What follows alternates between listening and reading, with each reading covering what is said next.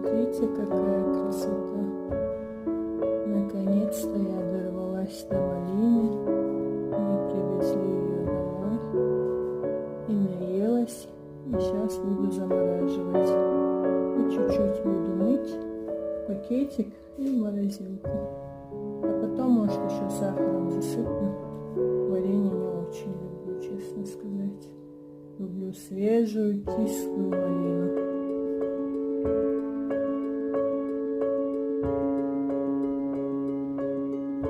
Освещение не очень хорошее, но набрала много. Посмотрите, все ягодки целенькие, одна к одной. Просто прелесть. На донышке, видите, высокая, ничего нет. Значит, она прям свежесобранная.